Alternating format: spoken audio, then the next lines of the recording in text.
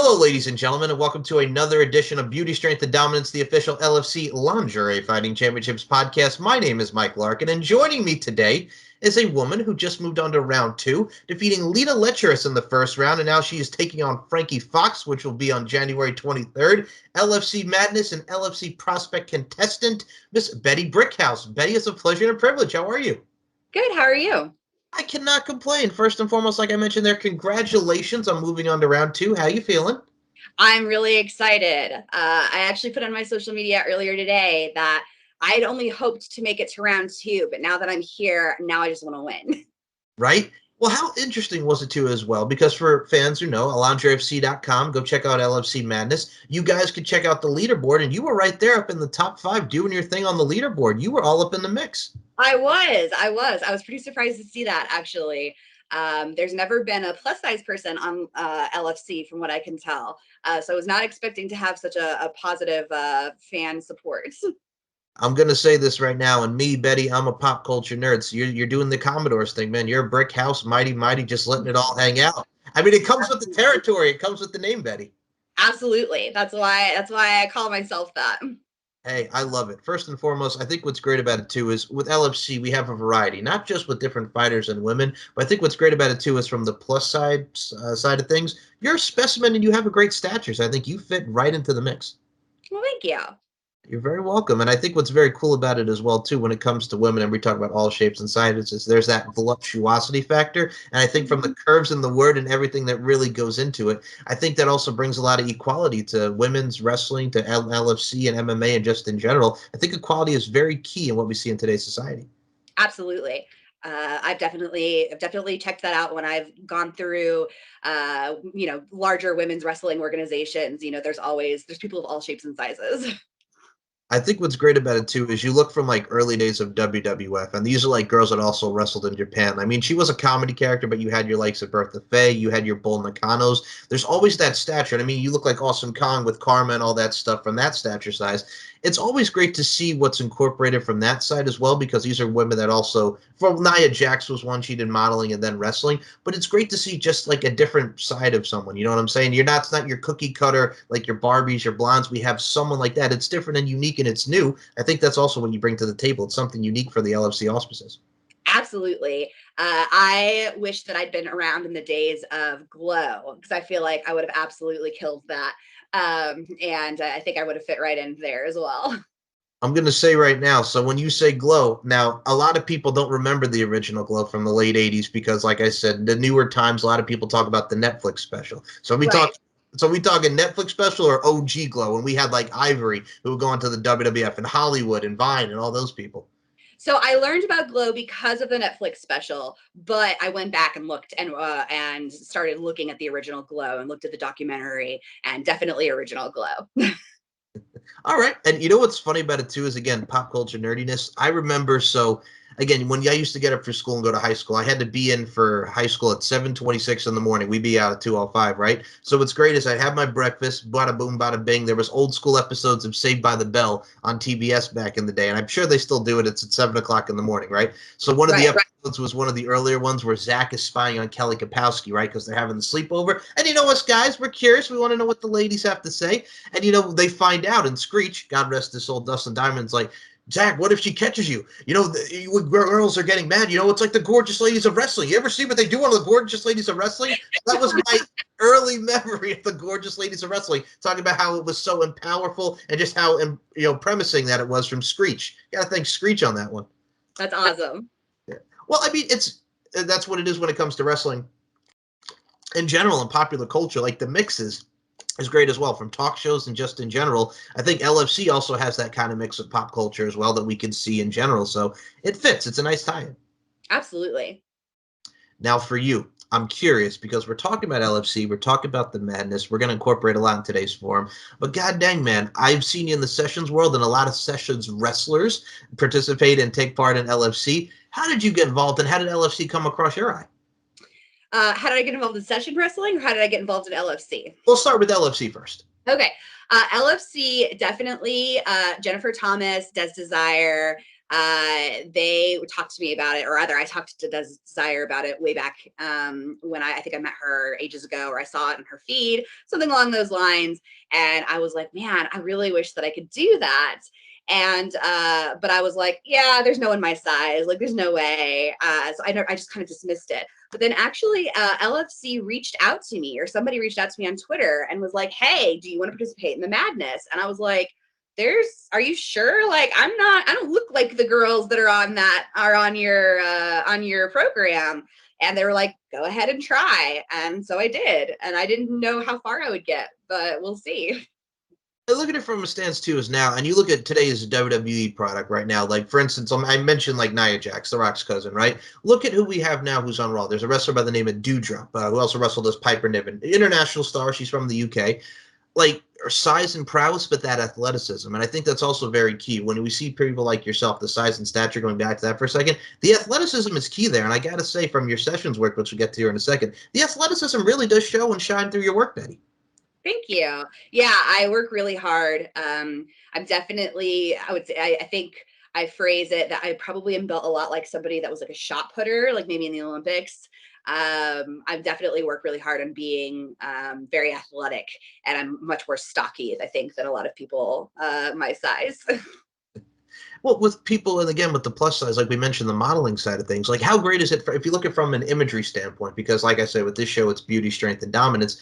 The imagery standpoint provides us with a lot of great features. Like when I was growing up from the model side of things, we had Tyra Banks, we had America's Next Top Model, we had Naomi Campbell, we had so many from that stature. But then you see the plus size side of things, we had Ashley Graham, we had so many people that got involved in that aspect. It's great to see now modeling has really showcased a lot of different women in shapes and sizes. Absolutely. And I grew up watching America's Next Top Model for sure as well. And they only ever had, one plus size girl each season, maybe. When Whitney won, it was definitely, that was one of the first times that you really saw a plus size model go anywhere. And nowadays, like, everyone's plus size. So it's a lot more common than it was. But we're still getting there in the, I think, let's say, fetish world. I mean, for me, I look at it from a stance too. Now, this is me. Now, I grew up. My mother is probably my biggest influences and why I am how I think the way I am and respect I have for women. Like you see, like me and a lot of people, unfortunately, shaming is a thing from the others from the side of the spectrum in society. But I'm like, man, it's just a woman. You know what I'm saying? It's just women are Yeah. who they are. Like that really should not matter. But unfortunately, in today's world and society, we have the stigmas. You know? Absolutely. And as I do fetish clips. Yeah. I work with producers, and I even had a little thread that went on my Twitter recently. I worked with a producer, and then later, he posted on FetLife about how fat I was, and like how I was sort of a monster compared to like the girl that I worked with, and she was like a former porn star, so she was super skinny. Um, I'm like, I don't think about those things when I'm filming, but I still run into it. I'm always kind of in shock because I'm like, man, it is 2022. And that's the thing too. Like I mentioned, the voluptuosity factor and stuff like that. And I think for me, from a personal experience as a man, growing up, a lot of us we date, we play the field, so to speak. And I've always noticed as a young man, and now I'm 29 years old, going on 30. Look at it from a stance too. Like a lot of the girls that I would went out with were a lot of plus size, but it doesn't matter because I think looking at it from a stance, they got the heart, if they got the overall personality and overall fun. And I'm going to say this about you, ladies: you're all very fun, you're all very vibrant, and I love the confidence. I think you exude a lot of confidence, and that really shines through as well. I think the confidence shows. Well, thank you. We were the same age. I turned 30 in November. Oh, you. God bless. First and foremost, how does it feel to turn the big 3-0, man? It's like we're getting older, but at the same time, it's like, God dang, man, we're coming towards the big 3-0. Or we are the big 3-0, you know? I know, like the 30s are supposed to be the big years, so I'm excited. Hey, I look at it from a stance, too. It's another year. It's another year that we're living and we're keeping on onward and upwards. So that's a plus. You got your health. Absolutely. I like that. And I also look at it from a stance too as well. Like you were talking about something that we've never seen in LFC. From example, we've had Selena De La Renta and Katie Forbes and so many people that have been on professional wrestling television, whether it be Impact Wrestling, Ring of Honor, WWE. I think what's great about it too is like we were talking about something that we've never seen before. That is what we need to see in LFC because we've seen, like we talked about, like a Selena De La Renta. We've seen these women, but we've never seen a brick house. You know what I'm saying? I'm going to say this right now. We have never seen a brick house. We've seen That's true. stars. We've seen hurricanes. We've seen a lot of stuff, but we've never seen a brick house. So I mean, hey, I don't know if the world has ever seen a brick house. I'm just saying, man. Like we talked about the and Lionel Richie, I'm happy for it, and I'm looking forward to it. For me, with you, like, again, I'm gonna put it like this: you went through Lita Lecherous, who is a beautiful young lady, and now we got Frankie Fox. I know you're looking to take down Frankie Fox in this tournament. Frankie was right there at the leaderboard; she was #1, killing it. So I mean, I know you're looking forward No. to take her spot, right? I was looking at that. She doesn't have a social media following at all either. She hasn't even posted on her Twitter since like October. So I don't even think I tagged her. I tagged Alita, and Alita and I have interacted with each other's posts, and I retweet her stuff all the time now. But I don't. There's nothing on Frankie, so I don't know. I don't know where her following is. I don't know. I don't know who's out there that's like a huge Frankie fan. I don't have to. I like to. Part of what is exciting about LFC is like getting to meet all of these girls that I might not have ever met before. I never would have seen Lita Lecherous. Like she never would have come up in my feed probably because she's not local. You know, she's just not in my sort of in my sphere of. We don't work with the same producers, anything. And I'm excited that I got to see some of her work. And I don't know where Frankie's stuff is. Maybe it's under a different name or something. I mean, I look at it from a stance too as well. Sometimes you got to keep it on the DL, man, and then you see what Yeah. happens. She's keeping it on the DL, down low, you know. Absolutely. Yeah, maybe that's what it is. Maybe she's posting on her main social media accounts. Now, Lita Lecherous, we got to talk about this young lady. What a beautiful and vibrant human being. I'm going to say right now, unfortunately, she is out of the first round, but she's a definite one for LFC in the future. My goodness gracious. Absolutely. I definitely think, and just because somebody's out of the madness doesn't mean that they're not going to be on LFC later down the line. I think part of the madness is that they're sort of they're testing the waters, seeing who might do well. And she's like definitely one of the people that I think would be a ringer for being an LFC normally. Whereas somebody more like me, I think it's a little bit more questionable for them to just go ahead and hire somebody like me without sort of going through the tears, the madness to see the fan base. I mean, I look at it from a stance too. So I'm actually glad that we're talking about this because a lot of people sometimes get confused where it's like, oh, we lost, we're done. I'm like, no. I mean, I look at it from a stance too. We're going to have more of these. So I mean, the people who did lose, we're going to maybe put you back in for LFC Madness 4, 5, 6, what have you. So the possibilities are still there, people. And she also got a little unlucky. She was on the leaderboard too. Yes. She got a little unlucky being paired against me because I just happen to have a much larger social media following than her. And I've been working at it for longer. I think she might be younger than me.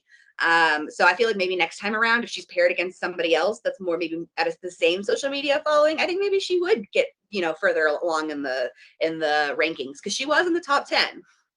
She was, and I look at it from a stance too as well. There's so many girls, there's so much time, and I look at it from a stance too. This year, we're gonna get more shows, possibly in Vegas. We're gonna probably go back to Sturgis again. So the possibilities are endless for LFC in the year of 2022. And I'm gonna say right now, as someone who ring announced at the last event, I hope to meet you in person, Betty. Absolutely. And I go to Vegas. I'm actually going to Vegas in February.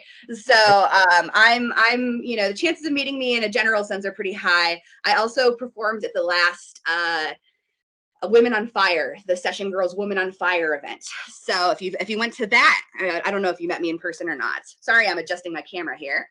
You're good. I look at it from a stance as well. Yo, we'll definitely meet. Unfortunately, I was there for the one. I was an in and out, so I went in for the for the Halloween one, and then boom, I was out of Vegas like the day after. So I mean, it was an in and out. But once we get more time and more events, I look forward to meeting you and give you a big old hug, man, because that's a beautiful thing, man. It really is. Absolutely. And I believe that there's a talk of a Woman on Fire event happening in Chicago in May. So hopefully I'll be involved in that one as well whenever the information gets finalized for that. Man, before we get to Sessions Wrestling, we got to talk about this women's athlete on fire. First of all, Jennifer Thomas, with this event, always puts on a great event with this. The fact that we have this getting to showcase more female empowerment and female promotion, this is an event that you people don't want to miss because it really is so good, top to bottom. Yeah, I mean, it's so worth watching. Like there's staged wrestling, there's real, competitive wrestling, there's an after party. Like you cannot go wrong with it, to be honest.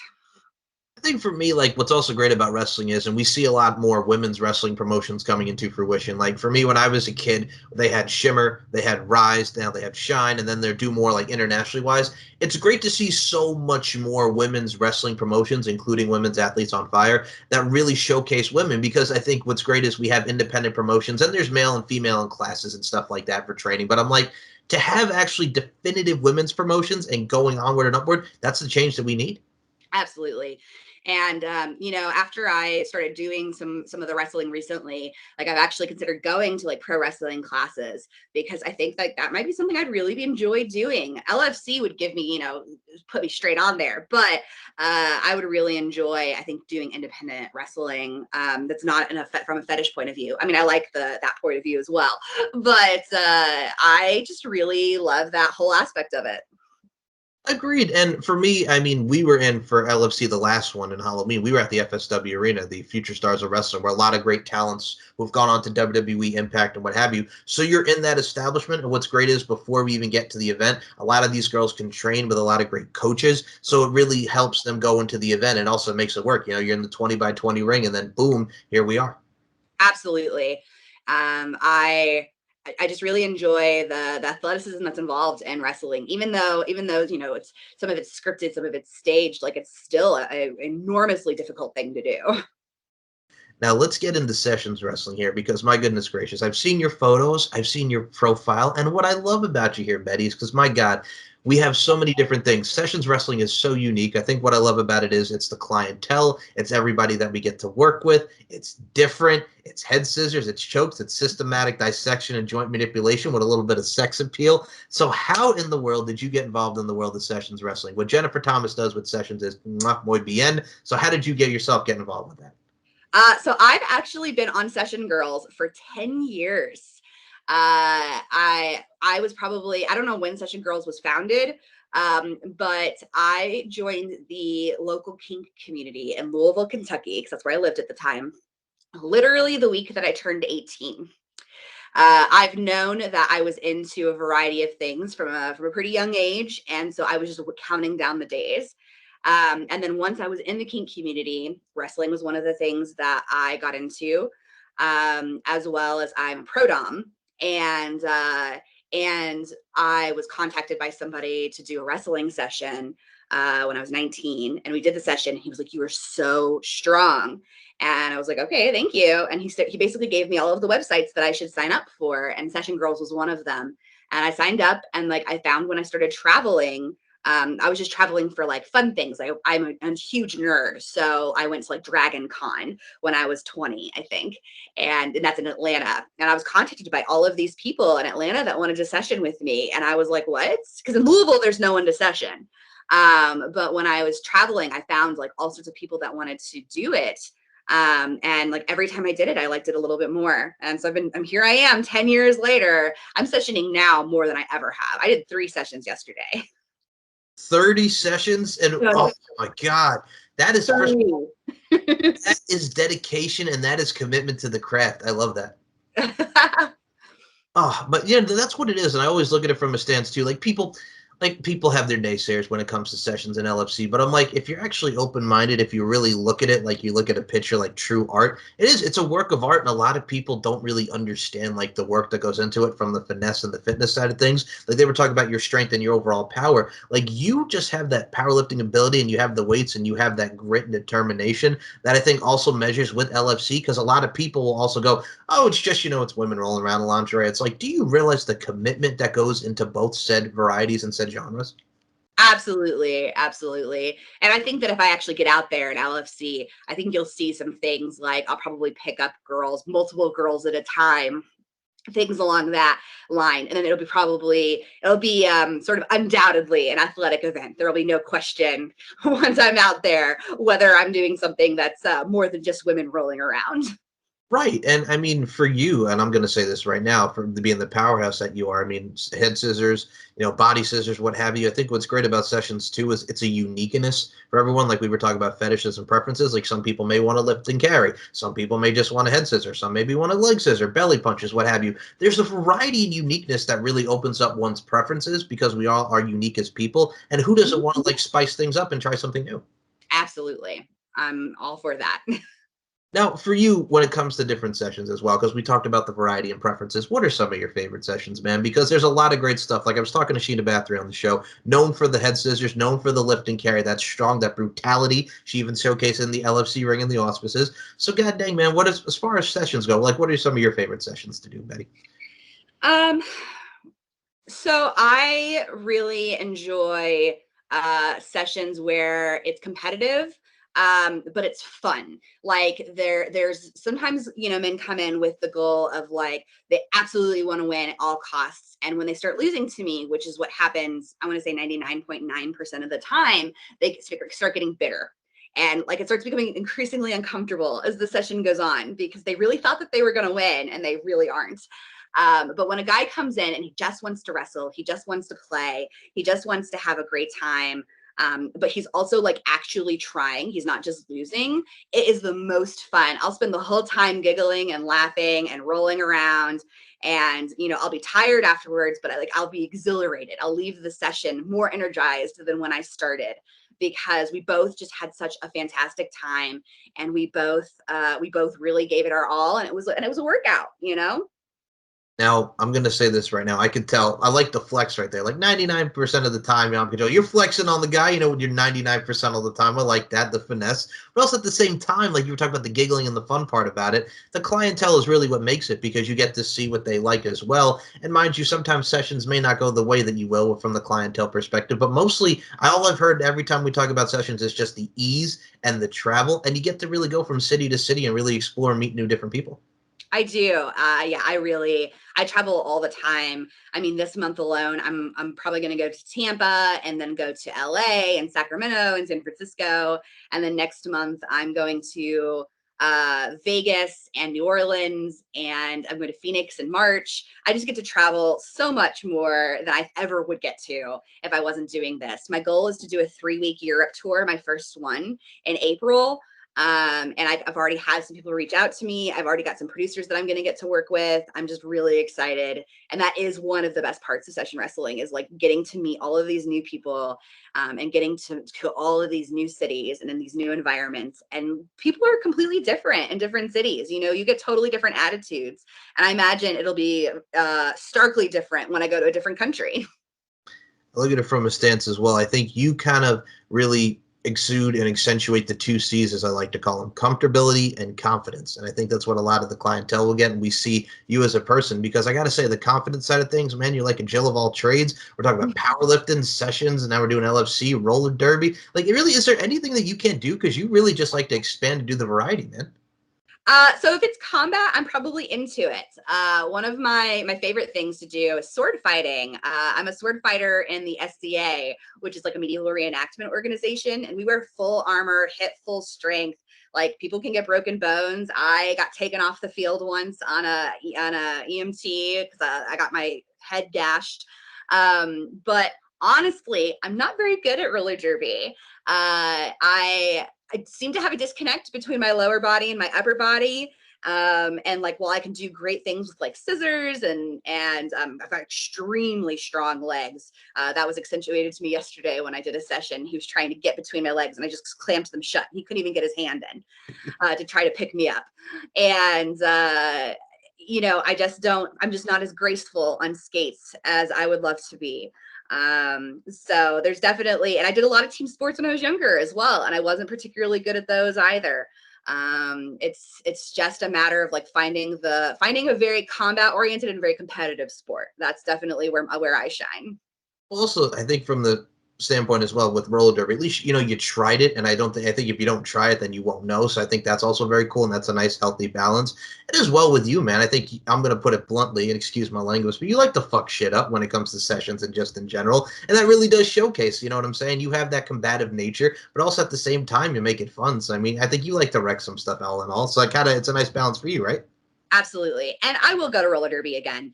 I'm a believer that just because you're not good at something doesn't mean that you shouldn't do it. I will always be, in the equivalent of a junior varsity player of roller derby. And I think that's perfectly fine. I don't see any reason why I can't be a super solid blocker in a junior varsity version of roller derby, because I can stand in front of somebody and they're not going to get around me. And that's where my skill is. No, I'm not like super graceful and I'm not super fast, but hey, it's still valuable on a roller derby team. That's very true, and I think from the size, stature, and everything, the prowess that you have, like as far as LFC goes, and I think what's also very great about it too is everybody talks about the entrances with LFC because it's always memorable entrances, but also at the same time is really what encompasses. It's the little nuances that really go together with the LFC performance. So I got to ask you, when it comes to the entrance, when it comes to the style and finesse, one thing that everybody talks about is the L that is standing in LFC, the lingerie. Now I'm going to ask you, Betty, what's your style, what's your grace, what's your finesse? What can we expect from the lingerie side of things? What are you thinking about as far as the wardrobe goes? So I put my name, I don't know how these names stick or not, as the Dominator. So I'm feeling like it's likely I'm gonna be a heel. That's what I've done when I've done sort of pro wrestling stuff before. And I do it well. And so I'm thinking like full black, sort of dominatrixy lingerie coming in. I feel like that'll definitely, make a splash. Maybe latex, maybe leather. Who knows? We'll see. We'll see what the costuming looks like. But I definitely am thinking I'll be coming in as like a pretty big bad guy. First and foremost, there's nothing wrong with being a heel. Some of the most memorable heels from Rowdy Roddy Piper and the Million Dollar Man Ted DiBiase, taking it back old school. There's nothing wrong with the craft of being a heel. And I think that's awesome because we need a little bit more heels in LFC. Everybody's smiling and having a good time. Sometimes you just got to go in and be a little bit serious. But I like that. I like the whole dominatrix type of feel, which is funny because that also encompasses with sessions. And it's so wonderful just to see like how that demographic, that genre, isn't it great to see how like the dominatrix field and how many people want a session with that, or that whole thing is really like coming to fruition, how big it is for the clientele? Absolutely. And I can still be, just because I'm a heel doesn't mean I can't smile. I'll be a fun heel, but I'm definitely going to be out there to fuck shit up. This woman said, I'm gonna be a fun heel. I like your style. I like. I feel like I'm pretty like out there. I'm pretty authentic. The person that you're seeing right now is the person that like everyone in my real life sees too. But I can be mean too, but it's gonna be like this person who's like pretty chill and fun also can be, heel, mean, angry sort of person. Well, I'm gonna stay as far as your good side as I can. So I like that. We're vibing. But yeah, no. Absolutely. But I really look forward to seeing what you do on the LFC auspices and just in general, because I got to say this as well, the dominatrix side of things. Like we were talking about our nerdiness and our pop cultureness. The first time I actually remember seeing about dominatrix, now, early stages when MTV had True Life, that was like one of their earliest episodes. It's like I'm a dominatrix, and it's just showing the very submissive, the very S&M type bondage, and just like the mistresses and stuff like that. And I'm like, okay, now this is very interesting. Mind you, I was like early teens when this came out, so I was like, okay, this is new. It's something different. But you really get to learn about like how the world works and how really popular it is and how much a lot of guys like to try little different stuff, you know? So many more than you would expect. Right? Some of the like I'm on a variety of sites, and some of the people that the last people that you expect to be interested in dominatrixes have reached out to me and been like, so I'm a dom most of the time, but like you actually seem like you could genuinely overpower me, and like that's the only way that I can ever see myself being submissive, so like that's why I want to do a session with you. I love that. And first and foremost, and I think a lot of guys need to do that. And a lot of people like just try something different, even if it may not be for you. Maybe just give it a try. Because some people, like I said, you don't try, but like as far as like spicing things up, or whether it be bedroom or what have you, like it does really encompass, and it's very empowering to what a lot of people get to do. Absolutely. And I've definitely switched before. Like you'll even see some fetish films where I'm playing the bottom or the victim. And I feel like every time you try something new, like I've learned things as a bottom that I've totally incorporated as a top. So if you're normally a dominant person, like I always encourage, like try being submissive just once, because you might learn something. You might find something new or something interesting that you can use when you turn around and play the other side of the spectrum.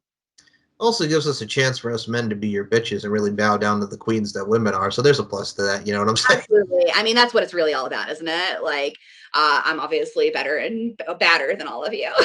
Hey, you just putting the catchphrase out there, better and better. Put that on. Better and badder, better and badder. Bettie Brickhouse. It's a alliteration. I love that. Put that on a t-shirt. Use it in LFC in quotes, man. We got to get that. Like, Absolutely. oh my goodness. Now, before we close this out, first and foremost, Bettie Brickhouse, it's an absolute pleasure and a privilege to have you on the show. We're definitely going to do a round two, and I definitely want to see you move onward and upward in LFC in the Madness tournament. Absolutely. I'm really excited. And as another thing that I didn't mention, I do mud wrestling as well here in Chicago with the Mud Queens. So maybe I'm all right. Like, I feel like maybe we should have a mud wrestling version of LFC. Oh, okay. All right. I Before feel like that would be a thing.